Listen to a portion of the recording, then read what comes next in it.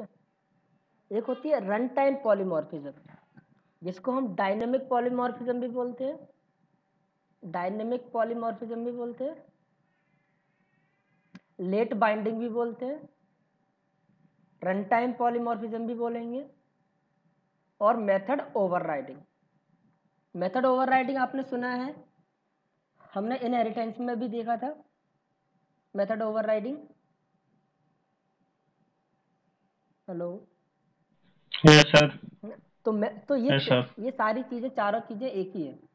चाहे तो इसको डायनेमिक पॉलीमॉर्फिज्म बोल सकते हैं, इसको लेट बाइंडिंग भी बोल सकते हैं, रन टाइम पॉलीमॉर्फिज्म भी बोलते हैं, और मेथड ओवरराइडिंग बोलते हैं। ठीक है, अब होता क्या है मेथड ओवरराइडिंग? तो क्या होता है कि मेथड ओवरराइडिंग के लिए पहली चीज तो पेरेंट और चाइल्ड क्लास, दो क्लास होना जरूरी है। ठीक है, पेरेंट और चाइल्ड क्लास होना जरूरी है मेथड ओवरराइडिंग के लिए या डायनेमिक पॉलीमॉर्फिज्म के लिए। कंपाइल टाइम पॉलीमॉर्फिज्म एक ही क्लास में हो सकती है, मतलब एक ही क्लास में हम मेथड को ओवरलोड कर सकते हैं, मतलब एक ही मेथड का नाम होगा और उसमें डिफरेंट डिफरेंट आर्गुमेंट पास करके बना सकते हैं एक ही क्लास में। बट डायनेमिक पॉलीमॉर्फिज्म के लिए दो क्लास होना जरूरी है, क्योंकि हम इसमें करते क्या है, डायनेमिक पॉलीमॉर्फिज्म में हम मेथड को ओवरराइड करते हैं। ओवरराइड का मतलब होता है कि कोई मेथड आपका पेरेंट क्लास में है और उसको आपको उसकी चाइल्ड क्लास में मॉडिफाई करना है। ठीक है, उसको हम बोलते हैं मेथड ओवरराइडिंग। तो मेथड ओवरराइडिंग के लिए दो क्लास होना जरूरी है और वो पेरेंट और चाइल्ड के रिलेशन में होना चाहिए। ठीक है, तो रन टाइम पॉलीमॉर्फिज्म क्या होता है, इसी को मेथड ओवरराइडिंग बोलते हैं। तो method overriding is the example of run time polymorphism. ठीक है, मेथड ओवरराइडिंग क्या होता है? Method overriding means modifying parent class method. क्या? मॉडिफाइंग पेरेंट क्लास मेथड, मतलब पेरेंट क्लास में कोई मेथड है इनटू चाइल्ड क्लास, उसको हम चाइल्ड क्लास में मॉडिफाई कर रहे हैं, उसको हम बोलते हैं मेथड ओवरराइडिंग। अब हम चाइल्ड क्लास में ओवरराइड क्यों करते हैं, कोई बता पाएगा? बताएगा हम पेरेंट क्लास के मेथड को हम चाइल्ड क्लास में ओवरराइड क्यों करते हैं? मेथड ओवरराइडिंग के लिए वो हाँ, क्या बोलते हैं? नहीं, मेथड ओवरराइडिंग तो कर रहे हैं, तो मेथड ओवरराइडिंग करते क्यों है? मेथड ओवर ऑब्स्ट्रक्शन के लिए। नहीं, अब्स्ट्रक्शन अलग चीज सर है। जो मतलब जब हम पेरेंट के मतलब उससे सेटिस्फाई ना हो तो इसलिए करते हैं। Very good. देखो, पेरेंट क्लास में कोई मेथड डिफाइन है, ठीक है, उस चाइल्ड क्लास ने उसके मेथड को इनहेरिट किया। जब हम चाइल्ड क्लास बनाते हैं तो पेरेंट क्लास का मेथड इनहेरिट हो जाएगा। अगर हम पेरेंट क्लास के मेथड को ओवरराइड नहीं करेंगे तो जब चाइल्ड क्लास के ऑब्जेक्ट से हम कॉल करेंगे तो वही वाला मेथड कॉल हो जाएगा, क्योंकि पेरेंट क्लास से चाइल्ड क्लास में आ गया है। तो एक्चुअल में अगर हमें पेरेंट क्लास के मेथड से सेटिस्फाइड नहीं है, हम चाहते हैं कि जो पेरेंट क्लास का मेथड कर रहा है वो चाइल्ड क्लास का मेथड ना करे, नाम भले नाम सेम हो बट वो कुछ और करे, तो उसको मॉडिफाई करना या चेंज करना कहलाता है मेथड ओवरराइडिंग। मतलब हम सेटिस्फाइड नहीं है कि जो पेरेंट क्लास का मेथड कर रहा है काम, उससे सेटिस्फाइड नहीं है, हम कुछ और काम कराना चाहते हैं उसी मेथड से हम कुछ और काम कराना चाहते हैं, तो उसको हम क्या करते हैं, चाइल्ड क्लास में ओवरराइड कर देते हैं। या सीधी सी बात भाषा में कहें, चाइल्ड क्लास में उसके अंदर जो कोड लिखा हुआ है उसको चेंज कर देते हैं, तो उसी को हम बोलने लगते हैं मेथड ओवरराइडिंग। ठीक है, अब मेथड ओवरराइडिंग को, अच्छा इतनी बात समझ में आई?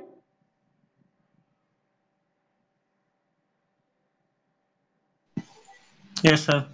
ठीक, अब मेथड ओवरराइडिंग को समझने से पहले एक शब्द होता है उसको समझते हैं, अपकास्टिंग। अपकास्टिंग, ठीक है, क्या होता है अपकास्टिंग? अभी तक आपने देखा था, आप समझोगे।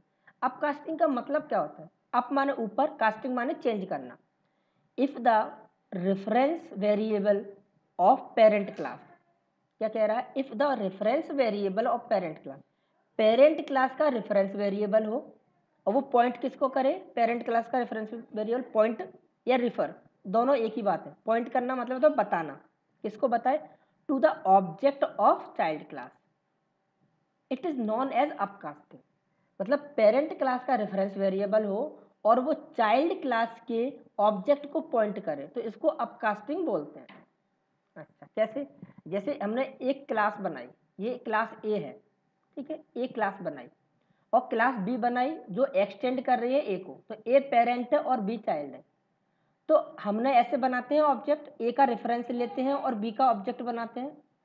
ये हमने अभी तक किया है, ए का रेफरेंस और बी का ऑब्जेक्ट, मतलब पेरेंट क्लास का रेफरेंस और चाइल्ड क्लास का ऑब्जेक्ट। तो इसी चीज को हम बोलते हैं अपकास्टिंग। मतलब हम क्या कर रहे हैं, जो चाइल्ड ऑब्जेक्ट है, चाइल्ड का ऑब्जेक्ट छोटा होगा पेरेंट के ऑब्जेक्ट से, उसको कास्ट कर रहे हैं बड़े में, ठीक है। तो इस चीज को हम बोलते हैं अपकास्टिंग। अपकास्टिंग या तो एक क्लास पेरेंट क्लास हो सकती है, पेरेंट क्लास का रेफरेंस ले लो। अब जो जिसका रेफरेंस ले रहे हो या जो पेरेंट क्लास है वो क्लास भी हो सकती है और इंटरफेस भी हो सकता है। तो क्लास होती है तो एक्सटेंड करते हैं और इंटरफेस होता है तो इम्प्लीमेंट करते हैं। तो अगर हमने इंटरफेस लिया है, जैसे हमारा ये इंटरफेस है, इसको हमने इम्प्लीमेंट किया है, बी क्लास है वो इम्प्लीमेंट कर रही है आई को, तो इसकी अपकास्टिंग कैसे कर सकते हैं, जो पेरेंट इंटरफेस है उसका रेफरेंस लेंगे और चाइल्ड क्लास का ऑब्जेक्ट लेंगे। तो ये भी क्या हो गई आपकी अपकास्टिंग। इस चीज को बोलते हैं अपकास्टिंग। अपकास्टिंग समझ में आई?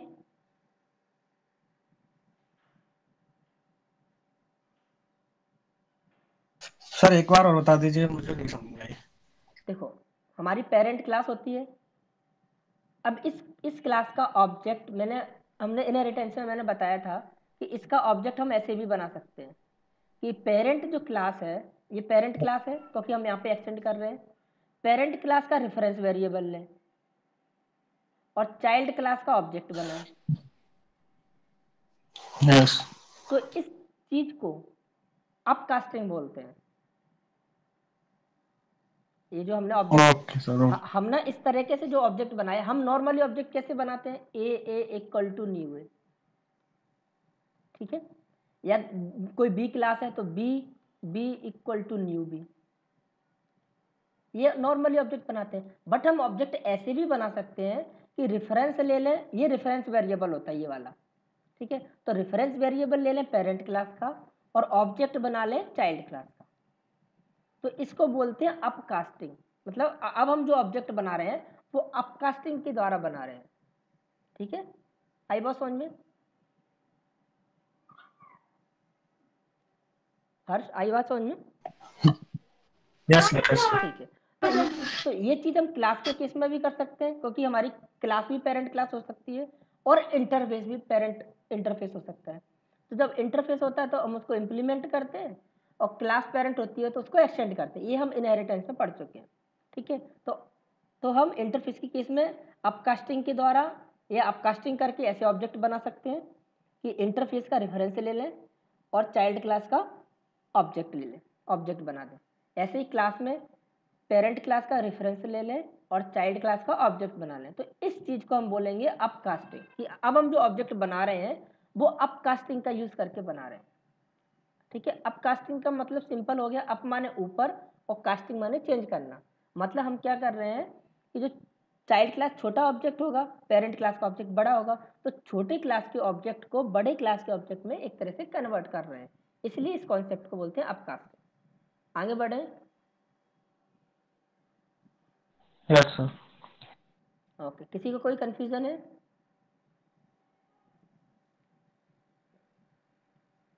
ठीक, ठीक है। अब यहाँ पे हम एक रन टाइम पॉलीमॉर्फिज्म का एग्जांपल ले रहे हैं। अच्छा, क्या एग्जांपल है, एग्जांपल से समझते हैं यहाँ, ठीक है। हमने क्या किया, एक बाइक नाम की क्लास ली, बाइक, ठीक है, और उसके अंदर एक मेथड लिखा, रन मेथड, ठीक है, रन मेथड लिखा। उस रन के मेथड के अंदर हम सिर्फ एक क्या कर रहे हैं, एक मैसेज डाल रहे हैं रनिंग, ठीक है, कोई भी मैसेज आ सकते हैं। अब इस क्लास को, जो बाइक क्लास है, इसको हमने एक्सटेंड किया स्प्लेंडर क्लास में, ठीक है। अब स्प्लेंडर क्लास में क्या किया, उसी रन मेथड को हमने ओवरराइड किया। मतलब ओवरराइड मतलब नाम वही है, नाम वही है, बट उसकी जो बॉडी है, बॉडी हमने चेंज कर दी। बॉडी मतलब उसके अंदर का जो कोड था वो हमने चेंज कर दिया। क्या चेंज कर दिया, यहाँ पे हम जो प्रिंट करा रहे थे रनिंग या जो भी मैसेज, वो हमने चेंज कर दिया रनिंग सेफली विथ 60 किलोमीटर, ठीक है। हमने कोई मैसेज चेंज कर दिया। तो ये जो मेथड होंगे, ये जो पेरेंट क्लास में और चाइल्ड क्लास में, मेथड का नाम सेम है दोनों मेथडों में, दोनों क्लासों में, पेरेंट में भी रन मेथड है, चाइल्ड में भी। तो ये दोनों मेथड कैसे मेथड कहलाएंगे? ये दोनों रन मेथड कैसा method? Override method. Overridden method, ठीक है। इन मेथड को बोलेंगे हम ओवररिडन मेथड। मतलब हमने इस मेथड को, जो पेरेंट क्लास का मेथड था, उससे उसकी जो चाइल्ड क्लास थी उसने उस मेथड को ओवरराइड कर दिया। जब हमने इसको एक्सटेंड किया तो ये मेथड ऑटोमेटिकली इसमें आ गया, क्योंकि पेरेंट क्लास की सारी प्रॉपर्टी चाइल्ड क्लास में आ गई। अगर हम इसको ओवरराइड नहीं करते, अगर यहाँ पे हम ये मेथड नहीं लिखते, तो ये मेथड ऑटोमेटिकली इसमें आ जाता। बट हमने ओवरराइड कर दिया है, तो अब वो चेंज होके इसमें आ गया है, हमने उसकी बॉडी चेंज कर दी। तो इस टेक्निक को बोलते हैं ओवरराइडिंग, कि पेरेंट क्लास का कोई मेथड है, उसको हमने चाइल्ड क्लास में चेंज कर दिया, नाम वही रखा बट उसकी बॉडी चेंज कर दी। तो इस कॉन्सेप्ट को बोलते हैं मेथड ओवरराइडिंग। आई बात समझ में?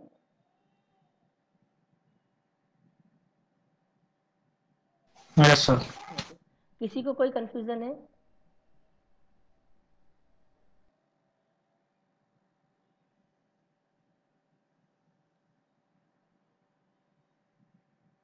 No no confusion?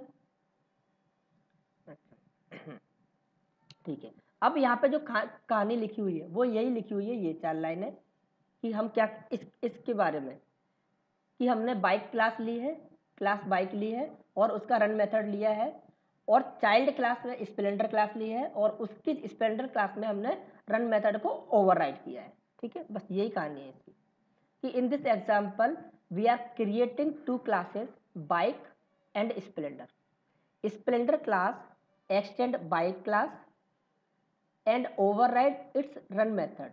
स्प्लेंडर जो क्लास है वो बाइक क्लास को एक्सटेंड कर रही है और बाइक क्लास का जो रन मेथड है उसको ओवरराइड कर रही है। We are calling the run method by the reference variable of parent class. मतलब क्या कह रहा है कि जो रन मेथड है किसका, we are calling run method by the reference variable of parent class. Parent class के रेफरेंस वेरिएबल से हम रन मेथड कॉल कर रहे हैं।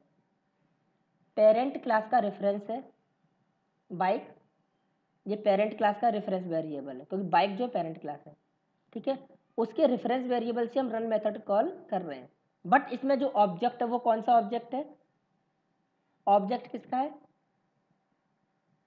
इस Splendor child child class class. का। रेफरेंस वेरिएबल भले ही पेरेंट क्लास का है, लेकिन जो ऑब्जेक्ट है इसके अंदर, जो ऑब्जेक्ट को पॉइंट कर रहा है या जो ऑब्जेक्ट को बता रहा है, ये जो रेफरेंस वेरिएबल है वो चाइल्ड क्लास के ऑब्जेक्ट को बता रहा है। ठीक है, but the reference variable of ठीक है, but the reference variable of parent class pointing to the sub class object. तो जो पेरेंट क्लास का रेफरेंस वेरिएबल है वो पॉइंट कर रहा है चाइल्ड क्लास के ऑब्जेक्ट को, इसलिए जब हम कॉल करेंगे इस मेथड को, रन मेथड को, तो चाइल्ड क्लास का मेथड कॉल होगा, ना कि पेरेंट क्लास का। ठीक है, ये चीज़ यहाँ पे 4 लाइनों में लिखी हुई है। अब यहाँ पे एक लाइन है जो हमको याद रखनी है। अच्छा, क्या क्या याद रखनी है? कि अच्छा, जो हम ये जो रन मेथड है, ये जो रन मेथड है, इसमें से कौन सा मेथड कॉल होगा, ये कब पता चलेगा? कंपाइल टाइम पे पता चलेगा या रन टाइम पे पता चलेगा? रन टाइम पे। रन टाइम पे पता चलेगा। आई बात समझ में? रन टाइम पे जी। पता चलेगा।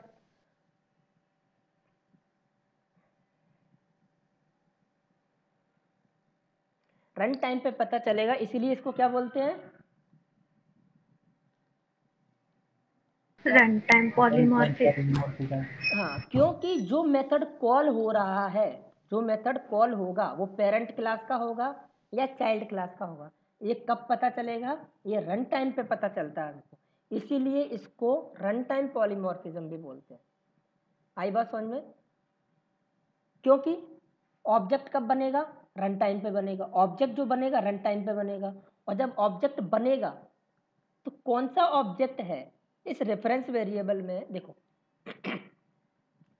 यहाँ पे क्या क्या क्या पॉसिबिलिटी है? एक पॉसिबिलिटी ये है कि हम ऐसे ऑब्जेक्ट बनाएं, bike OBJ equal to new bike. ठीक है, एक पॉसिबिलिटी ये है हम ऐसे ऑब्जेक्ट बनाएं, Splendor OBJ equal to new Splendor.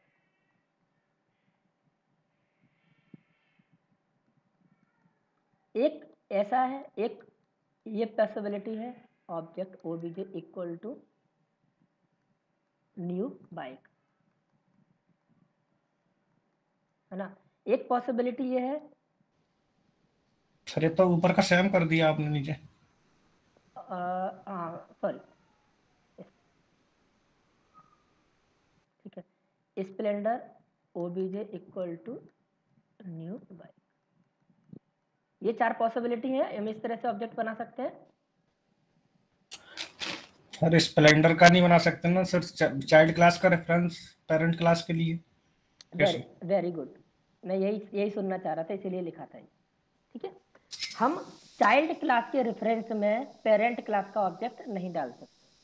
ठीक है, तो ये पॉसिबिलिटी नहीं है, ये खत्म हो गई। हम 3 तरीके से ऑब्जेक्ट बना सकते हैं। अच्छा, और ऑब्जेक्ट बनता है रन टाइम पे। अच्छा मेरे को बताओ, अगर हमने ये वाला इस तरीके से ऑब्जेक्ट बनाया और obj डॉट रन किया, कौन सा मेथड कॉल होगा, जल्दी बताओ।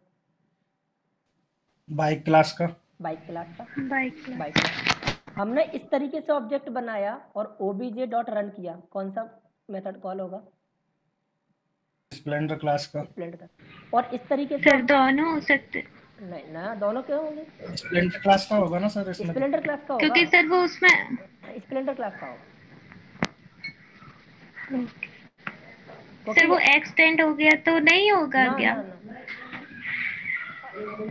अच्छा हाँ ओवर राइट कर दिया है ना सर अपन ने उसको। नहीं, तो पेरेंट देखो, हाँ पेरेंट क्लास को पॉइंट कर रहा है ना। Okay okay. बाइक, ये है बाइक से, और इस केस में क्या होगा, स्प्लेंडर क्लास का कॉल होगा। स्प्लेंडर क्लास का वेरिएबल कॉल होगा। तो तो ये देखो, तो ऑब्जेक्ट बनता है कब, जब प्रोग्राम रन होता है, जब प्रोग्राम रन होता है तब ऑब्जेक्ट बनता है।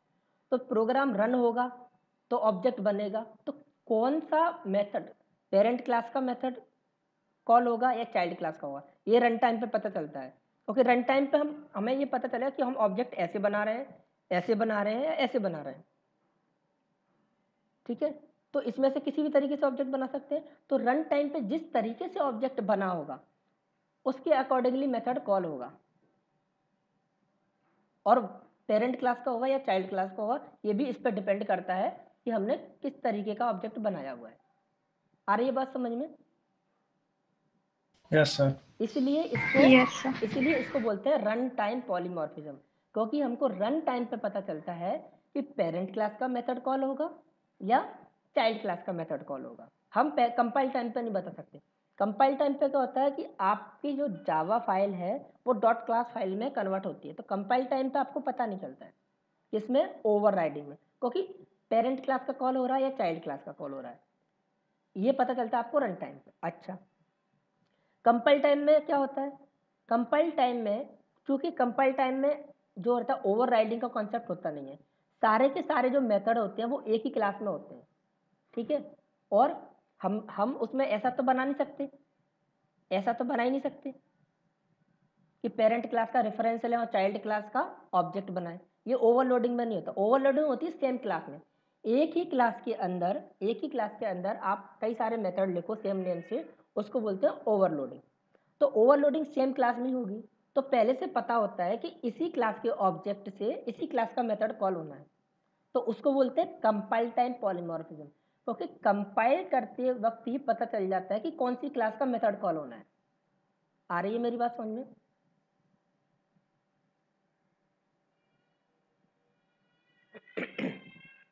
जैसे ये है, ठीक है, अब हमने जो ऑब्जेक्ट बनाया हुआ है इसमें जो रहता है सारे मेथड एक ही क्लास में होते हैं, हम इसको एक्सटेंड नहीं करते। जब हम मेथड ओवरलोडिंग करते हैं तो उसमें हमें एक्सटेंड नहीं करने की जरूरत होती। ठीक है, तो हमें ये पता चल जाता है कि जो भी मेथड है कौन सी क्लास का मेथड कॉल होना है, वो कंपाइल टाइम पे पता चल जाता है, क्योंकि इसमें पेरेंट और चाइल्ड का रिलेशन नहीं होता है मेथड ओवरलोडिंग में। हेलो, आवाज आ रही यस है? Sir. Yes, sir. Method Yes, sir. हाँ ठीक है, ये चीज थोड़ी और क्लियर होगी आगे चल के कि क्यों नहीं होता है, अगर होता है तो क्या हो जाता है। ठीक है, तो अभी ये चीज याद रखो कि जो भी मेथड है, मेथड ओवरलोडिंग में जो भी मेथड कॉल होना है, मतलब जो भी ऑब्जेक्ट हमने बनाया है, कैलकुलेटर क्लास का बनाया है इसमें, तो इस ऑब्जेक्ट से जो भी मेथड कॉल होना है वो कंपाइल टाइम पे पता चल जाता है। जैसे हमने ये वाला मेथड कॉल किया है तो ये कंपाइल टाइम पे पता चल गया इसको कि 2 आर्गुमेंट वाला मेथड कॉल करना है। यहाँ पे पता चल गया कि 3 आर्गुमेंट वाला मेथड कॉल करना है। तो इसीलिए यहाँ पे पता चल जाता है कंपाइल टाइम पे ही कि कौन सा मेथड कॉल करना है। इसी वजह से इसको बोलते हैं कंपाइल टाइम पॉलीमॉर्फिज्म। आई बात समझ में? Yes sir. Yes, sir. Method overloading में जब हमारी क्लास कंपाइल होती है उसी समय कंपाइलर को पता चल जाता है कि कौन से ऑब्जेक्ट से कौन सा मेथड कॉल होना है। इसीलिए इसको कंपाइल टाइम पॉलीमॉर्फिज्म बोलते हैं। ठीक है, तो कंपाइल टाइम पॉलीमॉर्फिज्म में किसको पता चलता है मेथड का कि कौन सा मेथड कॉल करना है? कंपाइलर को। ठीक है, रन टाइम पॉलीमॉर्फिज्म में किसको पता चलता है? जेवीएम को। JVM. कंपाइलर को पता नहीं चल पाता कि कौन से ऑब्जेक्ट से कौन सा मेथड कॉल होगा। जेवीएम को पता चलता है क्योंकि जेवीएम क्या करता है, आपका ऑब्जेक्ट बनाता है। जब ऑब्जेक्ट बनाता है तब उसको पता चल जाता है कि अच्छा पेरेंट क्लास के ऑब्जेक्ट से मेथड कॉल करना है, पेरेंट क्लास के मेथड से करना है या चाइल्ड क्लास से करना है। तो जेवीएम को पता चलता है कि कौन सा मेथड आपका कॉल होना है। ठीक है, तो कंपाइल टाइम पॉलीमॉर्फिज्म का पता चल जाता है कंपाइलर को और रन टाइम पॉलीमॉर्फिज्म का पता चलता है जेवीएम को। ठीक है। अच्छा, पहले कंपाइल होती है फाइल, बाद में रन होती है। जी सर। तो मतलब ये अर्ली हो जाती है, कंपाइल टाइम पॉलीमॉर्फिज्म अर्ली हो जाएगी क्योंकि पहले पता चल जाता है, इसलिए इसको अर्ली बाइंडिंग भी बोलते हैं। ये बाद में पता चलती है जब रन हो रही होती है लेट, इसीलिए इसको लेट बाइंडिंग भी बोलते हैं।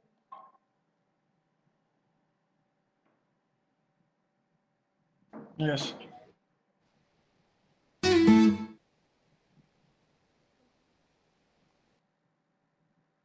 अब आई बात समझ में कि इसको अर्ली बाइंडिंग क्यों बोलते हैं, इसको लेट बाइंडिंग क्यों बोलते हैं? जी सर। ठीक है, देखो। अच्छा, स्टैटिक पॉलीमॉर्फिज्म, स्टैटिक का क्या मतलब होता है?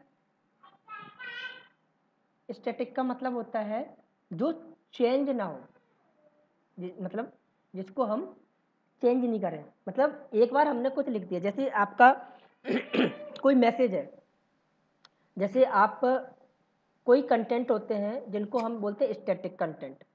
मतलब जैसे आप फॉर्म फिल कर रहे हो, ठीक है, आप जब फॉर्म फिल करते हो जॉब के लिए तो वहाँ पे एक फॉर्म आया मान लिया, ठीक है, वहाँ पे लिखा होगा your name, your age, your father name, your mother name.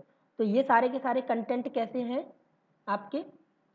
Static content. Static मतलब जैसे मैंने फॉर्म भरा तो मेरे को भी वही दिखेंगे, बट उनकी जो फील्ड होती हैं उनमें मैं अपना नाम भरूंगा। जब आपने खोला वही पेज तो आपको वही सारी फील्ड वही दिखेंगी, नाम, फादर नेम, एज, बट उनके सामने जो फील्ड होंगी उसमें आप अपना नाम भरोगे, अपनी एज भरोगे, अपने फादर का नाम भरोगे। तो जो चेंज हो रही है, जो चीज़ें चेंज होती जाती हैं उनको बोलते हैं डायनेमिक। डायनेमिक मतलब बार बार चेंज करने पे बार बार चेंज हो रही हो। आ रही है बात समझ में? जिसको हम चेंज कर सकें उसको बोलते हैं डायनेमिक। स्टैटिक मतलब जिसको हम चेंज नहीं करते, मतलब या फिर यह कहें कि वो चेंज नहीं होती चीज़। तो डायनेमिक का मतलब, डायनेमिक पॉलीमॉर्फिज्म का मतलब हुआ हम पेरेंट क्लास के मेथड को चेंज कर रहे हैं चाइल्ड क्लास में, इसलिए उसको डायनेमिक पॉलीमॉर्फिज्म भी बोलते हैं। आ रही है बात समझ में? जी सर। ठीक है, स्टैटिक नहीं आ मतलब रही सर, एक मिनट दोबारा। देखो, डायनेमिक पॉलीमॉर्फिज्म मतलब वो चेंज हो जाए। जैसे हमने एक तो ये चेंज होने का मतलब कि हमने पेरेंट क्लास का जो मेथड है वो चेंज कर दिया चाइल्ड क्लास में, उसकी बॉडी। डायनेमिक का मतलब होता है चेंज, जिसको हम चेंज कर सकें। हमने पेरेंट क्लास के मेथड को ओवरराइड कर दिया, ये हो गया एक चेंज। दूसरा चेंज हो गया कि हमने रेफरेंस वेरिएबल बनाया पेरेंट क्लास का और उसमें ऑब्जेक्ट डाल दिया चाइल्ड क्लास का, ये भी एक चेंज कर दिया हमने। तो मतलब डायनेमिकली पता चले, रन टाइम पे पता चले, सिंपल सी भाषा में जो चीज़ हमें कंपाइल टाइम पे पता चल जाए उसको हम बोलते हैं स्टैटिक। पहले से पता चल जाए हमको, पहले से पता चल जाए उसको बोलते हैं स्टैटिक, कि हमको पता है पहले से कि कौन सा मेथड कॉल होना है। डायनेमिकली मतलब जब प्रोग्राम रन हो रहा हो उस समय पता चले, बिल्कुल रन टाइम पे। जी समझ में आया। अच्छा देखो, जैसे हम शादी में जाते हैं, एक तो वो चीज़ होती है कि जैसे आपकी खास रिश्तेदार की शादी है, ठीक है, आपके भाई की शादी है, तो शादी में क्या क्या बनने वाला है आपको पता रहता है या नहीं रहता? Yes sir. तो वो क्या हो गया, स्टैटिक हो गया आपके लिए, कि आपको पता है कि आपको शाम को क्या खाने में मिलेगा, शादी आपके घर की आपको पता है, तो इसको बोलेंगे स्टैटिक, मतलब आपको पहले से पता है। एक चीज़ होती है आप दूसरे के यहाँ गए शादी में जिसको आप नहीं जानते, तो आपको पता नहीं है, आप जब बैठोगे पंगत में तब आपको पता चलेगी कि क्या क्या आपके सामने आ गया। तो इसको क्या हुआ, वो डायनेमिकली जब आया, मतलब जब आपने एग्जीक्यूट किया प्रोग्राम, जब आपने जेवीएम ने प्रोग्राम को रन किया, उस समय उसको पता चला कि कौन सा मेथड कॉल करना है, तो वो बोले रन टाइम पे पता चलता है। यहाँ पे पहले ही पता चलता है, कंपाइल टाइम पे मतलब कंपाइलर पहले ही पता कर लेता है कि ये वाला मेथड कॉल होना है इस ऑब्जेक्ट से, जब कंपाइल करता है जावा फाइल को, ठीक है। इसलिए इसको बोलते हैं स्टैटिक पॉलीमॉर्फिज्म। स्टैटिक मतलब पहले से ही पता होना, ठीक है। कंपाइल टाइम पे कोई चीज़ पता चल जाए उसको बोलते हैं स्टैटिक, इसलिए इसको स्टैटिक पॉलीमॉर्फिज्म बोलते हैं। रन टाइम पॉलीमॉर्फिज्म मतलब जब प्रोग्राम रन होगा तब पता चले कि भाई ये मेथड कॉल होगा इस ऑब्जेक्ट से, पहले पता नहीं चले, उसको बोलते हैं डायनेमिक पॉलीमॉर्फिज्म। डायनेमिक चीज मतलब रन टाइम पे, बिल्कुल जब आप करने बैठे, जब आप खाने बैठे पंगत में, तब आपको पता चला कि इसमें दही बड़ा है, वरना उसको पहले से कुछ पता नहीं था। आ रही बात सुनने? जी जी सर। हाँ, तो पहले से पता हो उसको स्टैटिक बोलते हैं, जो बिल्कुल रन टाइम पे पता चले आपको उसको बोलते हैं डायनेमिक। इसी वजह से इसको स्टैटिक पॉलीमॉर्फिज्म बोलते हैं, किसको, कंपाइल टाइम पॉलीमॉर्फिज्म को, क्योंकि कंपाइल टाइम पे पता चल जाता है, ठीक है। उसको बोलते हैं run time polymorph, sorry, dynamic polymorphism. Compile time polymorphism बोलते हैं क्योंकि कंपाइलर टाइम पे पता चल जाता है। उसको बोलते हैं रन टाइम पॉलीमॉर्फिज्म, क्योंकि जब प्रोग्राम रन होता है तब पता चलता है। इसको बोलते हैं अर्ली बाइंडिंग।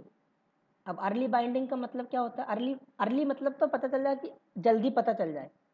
बाइंडिंग का मतलब होता है ऑब्जेक्ट और मेथड, जैसे ये मेथड है कि इस बाइंडिंग, इस ऑब्जेक्ट की इस मेथड से बाइंडिंग हो जाए, मतलब बाइंडिंग का सिंपल सा मतलब है कॉलिंग। ये वाला जो ऑब्जेक्ट है वो इस मेथड को कॉल करेगा, तो ये बाइंडिंग हो गई, ये दोनों की बाइंडिंग हो गई। तो अगर आपसे कोई पूछता है कि अर्ली बाइंडिंग का क्या मतलब है, तो ये बताएंगे हम कि मेथड कॉलिंग और ऑब्जेक्ट, इन दोनों के बीच ये पता चल जाए कि कौन से ऑब्जेक्ट से कौन सा मेथड कॉल हो रहा है, इसको बोलते हैं अर्ली बाइंडिंग। मतलब सॉरी, कंपाइल टाइम पर ही पता चल जाता है कि कौन सा ऑब्जेक्ट कौन से मेथड को कॉल कर रहा है, इसको बोलते हैं अर्ली बाइंडिंग। क्या बोलेंगे, कंपाइल टाइम पर ही हमको पता चल जाता है कौन सी क्लास का ऑब्जेक्ट कौन से मेथड को कॉल कर रहा है, इसको बोलते हैं अर्ली बाइंडिंग। लेट बाइंडिंग किसको बोलेंगे, कि रन टाइम पे हमको पता चलता है कि कौन सी क्लास का ऑब्जेक्ट कौन सी क्लास के मेथड को कॉल कर रहा है, उसको बोलते हैं लेट बाइंडिंग।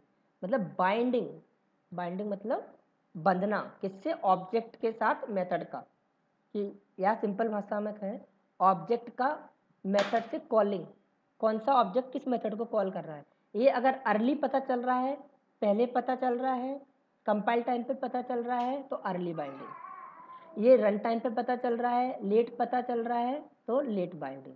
इसलिए डायनेमिक पॉलीमॉर्फिज्म को लेट बाइंडिंग भी बोलते हैं। आई बात समझ में? Yes sir. ठीक है, यस सर। ये टर्मिनोलॉजी अच्छे से याद कर लेना, क्योंकि पूछ लिया था कि अर्ली बाइंडिंग क्यों बोलते हैं इसको।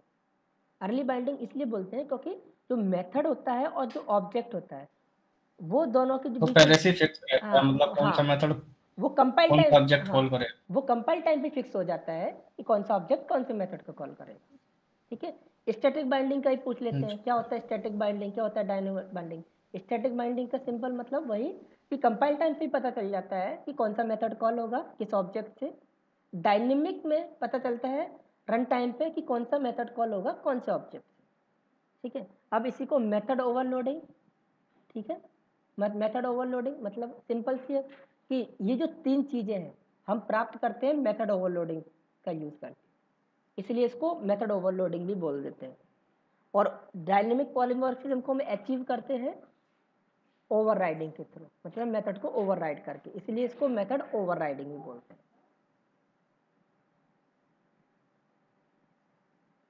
आई बात समझ में? जी सर। जी सर। ठीक है, इसका एग्जांपल करके दिखाता हूँ।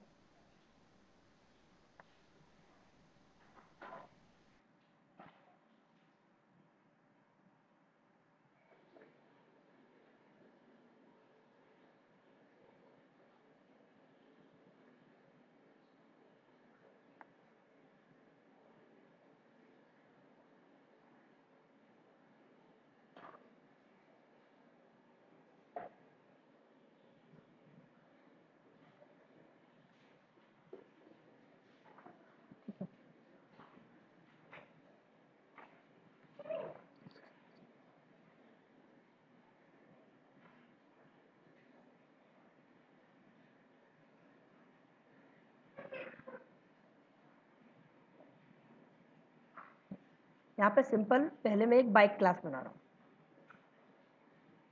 Class bike.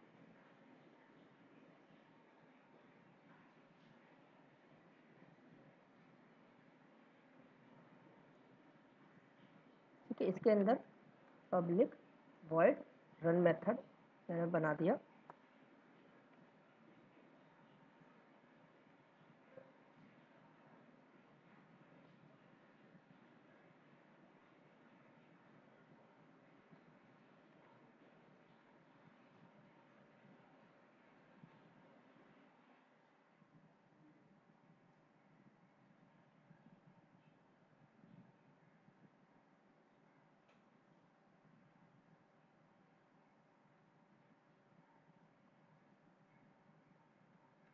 एक्सटेंड बाइक,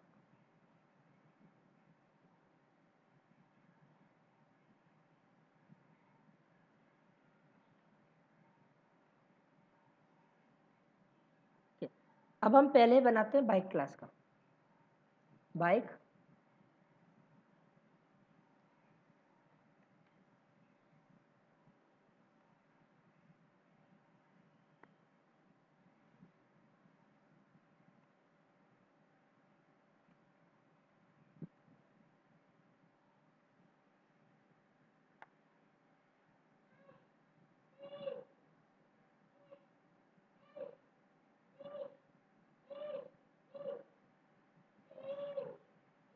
ठीक है, हेलो।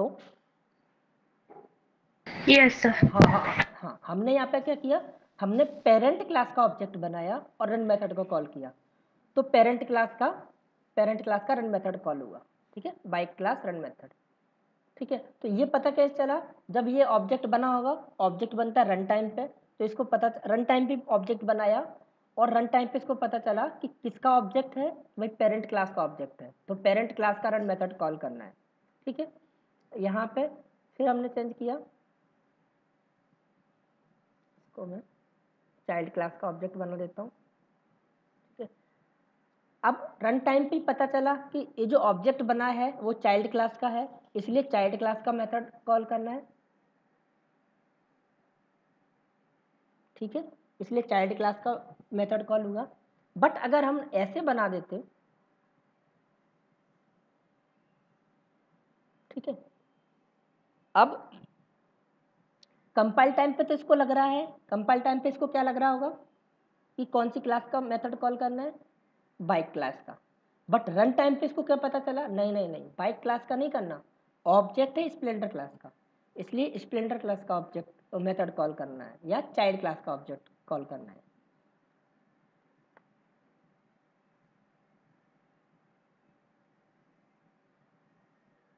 ठीक है, तो रन टाइम पे जो पता चलता है वो हो जाता है रन टाइम पॉलीमॉर्फिज्म। ठीक है,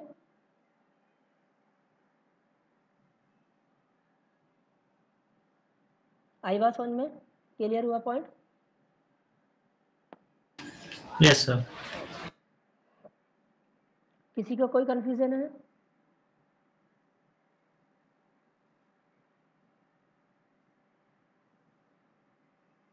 नो?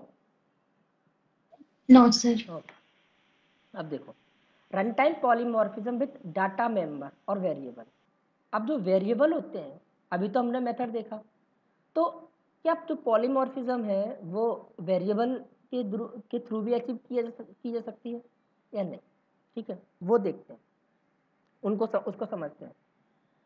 अब मेथड इज ओवररिडन, मतलब मेथड को ओवरराइड कर सकते हैं, not the variable.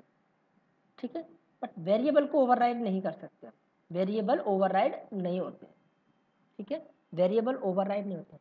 So run time polymorphism can not be achieved by data members. Data members मतलब जो वेरिएबल डिफाइन करते हैं हम, उन्हीं को डाटा मेंबर भी बोलते हैं।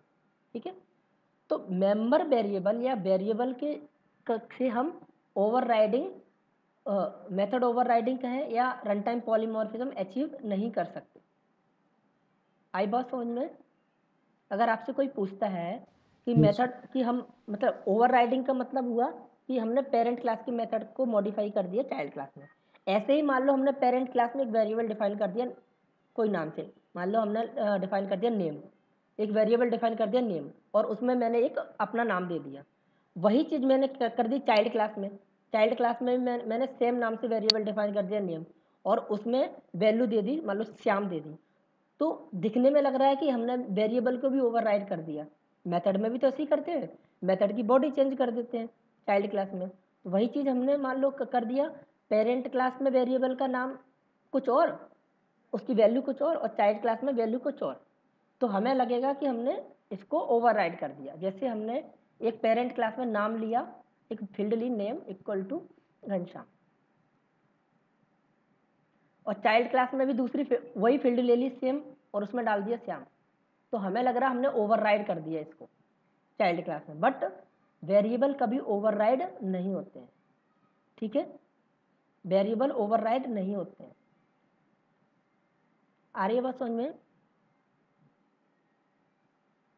Yes sir. ठीक है, अब in the example given below, मतलब नीचे एक एग्जाम्पल पढ़ेंगे हम, देखते हैं। Both the classes have a variable speed limit. ठीक है, दोनों जो है, इसमें एक एग्जाम्पल लिया है, इसमें क्या किया है कि बाइक क्लास ली है हमने और होंडा एक क्लास ली है, इसमें हमने एक्सटेंड किया बाइक को। दोनों के अंदर हमने सेम वेरिएबल लिया एक ही नाम से, स्पीड लिमिट। ठीक है, इसमें 90 डाल दी, इसमें और इसी वेरिएबल को हमने होंडा जो क्लास है उसमें ओवरराइड कर दिया, मतलब वैल्यू को चेंज कर दिया। तो हमें लग रहा है हमने ओवरराइड कर दिया, हमें लग रहा है हमने ओवरराइड कर दिया, बट ये ओवरराइड नहीं होते हैं। अब ये पता कैसे चलेगा कि ओवरराइड नहीं होते हैं, वो अभी देखते हैं। ठीक है, okay. we are accessing the variable by the reference variable of parent class, which point refer to the subclass object. Since we are accessing the variable which is not overridden, hence it will access data member of the parent class always. ये चीज़ हम practical करके देखते हैं, तो ये जो लिखा हुआ है वो सब समझ में आएगा। ओके, हमने यहाँ पे एक वेरिएबल डिफाइन कर दिया, क्या? इंट लिमिट इक्वल टू 90, और वही चीज़ हमने कर दी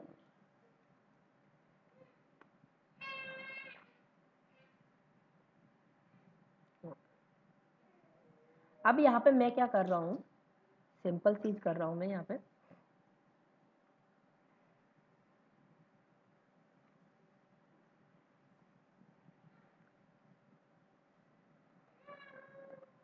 मेरे को बताओ आउटपुट क्या आएगा?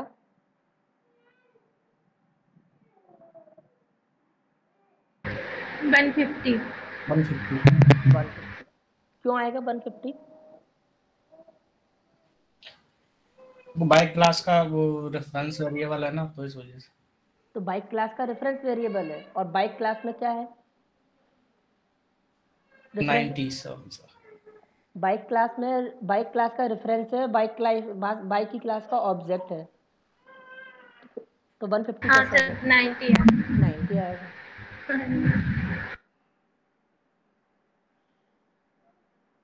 ठीक है, अब चेंज करते हैं।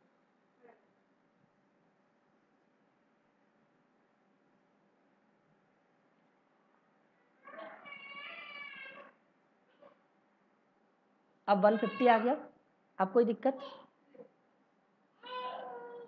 150 कैसे आया? क्योंकि हमने इस स्प्लेंडर क्लास का ऑब्जेक्ट बनाया, तो इसके अंदर जो वेरिएबल डिफाइन हुआ है वो प्रिंट हो जाएगा, हाँ या ना? जी सर। अब क्या होगा? अब क्या आउटपुट आएगा? 90। 90 क्यों आएगा? तो बाइक क्लास का अपन रेफरेंस वेरिएबल बना रहे हैं ना सर। तो ऑब्जेक्ट तो उसमें उसका है स्प्लेंडर का। तो ऑब्जेक्ट तो मतलब मेथड को कॉल करता है सर। बिल्कुल सही, जो हमने इनहेरिटेंस में ही पढ़ा था कि अब यहाँ पे क्यों हो रहा है ऐसा, क्योंकि हमने अभी पढ़ा कि जो वेरिएबल होते हैं वो ओवरराइड नहीं होते, वेरिएबल ओवरराइड नहीं होते, जिसका रेफरेंस होगा उसी का वेरिएबल कॉल होगा। अगर वेरिएबल ओवरराइड होते तो यहाँ पे प्रिंट होता 150, ठीक है? क्योंकि जैसे हमने देखा था रन मेथड को हमने ओवरराइड किया है, तो अगर हम इससे इस ऑब्जेक्ट से अगर हम मेथड कॉल करेंगे तो चाइल्ड क्लास का कॉल होगा, बट जब वेरिएबल कॉल करेंगे एक तो पेरेंट क्लास का ही होगा। इसका मतलब ये जो वेरिएबल है वो ओवरराइड नहीं हुआ है, मेथड जो है वो ओवरराइड हो गया है। तो हम कह सकते हैं यहाँ पे कि वेरिएबल ओवरराइड नहीं होते हैं, मेथड ओवरराइड हो जाते हैं, ठीक है? इसको रन करके दिखाता हूँ।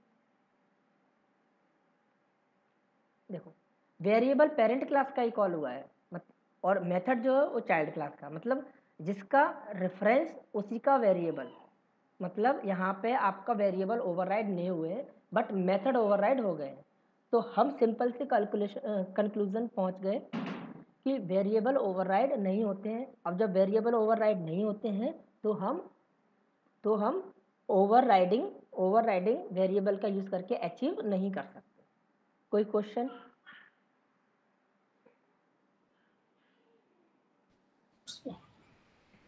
No sir. सर वैसे ही पता तो चल रहा है सर, इंट ऊपर का स्पीड लिमिट अलग वेरिएबल है, नीचे वाला अलग वेरिएबल है, क्योंकि दो वेरिएबल अलग अलग बन रहा है इंट जैसे डिफाइन किया अपन। दो वेरिएबल अलग अलग बन गए, ऐसे तो मेथड का ही पता चल रहा है। स्पीड लिमिट जो बाइक क्लास का स्पीड लिमिट है और जो चाइल्ड क्लास का स्पीड लिमिट है वो सेम वेरिएबल ना होके अलग अलग वेरिएबल है सर। हाँ ऐसे तो हमको ये भी दिख रहा है कि ये मेथड है, ये भी मेथड है। मेथड का देखो, मेथड की बॉडी, मेथड का नाम सेम है, मेथड का नाम सेम है। कॉल जब हम कर रहे हैं एक मेथड को तो नाम सेम है दोनों का, अंदर क्या हो रहा है वो बात अलग है, लेकिन कॉलिंग तो नाम से हो रही है ना। तो यहाँ पे भी जो कॉलिंग हो रही है वो नाम से हो रही है। जी सर। तो ऐसा अलग अलग नहीं है, वेरिएबल सेम ही है दोनों में, ऐसा नहीं कह सकते। मतलब नाम सेम है दोनों के, बट वो ट्रीट अलग अलग करेगा, उसको अलग अलग ट्रीट करेगा। पेरेंट क्लास का पेरेंट क्लास के लिए रहेगा, चाइल्ड क्लास का चाइल्ड क्लास के लिए रहेगा। जिसका रेफरेंस होगा उसी का वेरिएबल कॉल होगा। तो आपसे जो क्वेश्चन वेरिएबल आपसे पता है वो इंटरव्यू क्या करेगा, आपको इस तरह का प्रोग्राम बना के देगा, फिर पूछेगा आउटपुट क्या होगा। तो आपको अगर कॉन्सेप्ट क्लियर होगा कि भाई देखो वेरिएबल उसी का कॉल होता है जिसका रेफरेंस होता है, तो आप करेक्ट बता पाओगे। अदरवाइज आपको आधा अधूरा ज्ञान होगा तो आप सोचोगे कि जिसका ऑब्जेक्ट होता है उसी का कॉल होता है, तो आप यहाँ पे गड़बड़ कर दोगे। आप इसको 150 और आउटपुट ये दे दोगे स्प्लेंडर क्लास रन मेथड, वो नहीं। आपको पूरा कॉन्सेप्ट क्लियर होगा तो आप बता सकते हो कि जो वेरिएबल है वो ओवरराइड नहीं होते हैं, इसलिए आउटपुट आएगा 90। और अगर आपने मान लो बता भी दिया कि 90 और ये आएगा, तो वो पूछेगा कि 90 क्यों आएगा। तो आपको पता होना चाहिए कि रेफरेंस की जो आपके वेरिएबल होते हैं वो ओवरराइड नहीं होते हैं, इस वजह से जिसका रेफरेंस होगा वेरिएबल उसी का कॉल होगा, और जिसका ऑब्जेक्ट होगा उसका मेथड कॉल होगा। ये क्लियरिटी होगी तो आप बहुत अच्छे से आंसर कर पाओगे।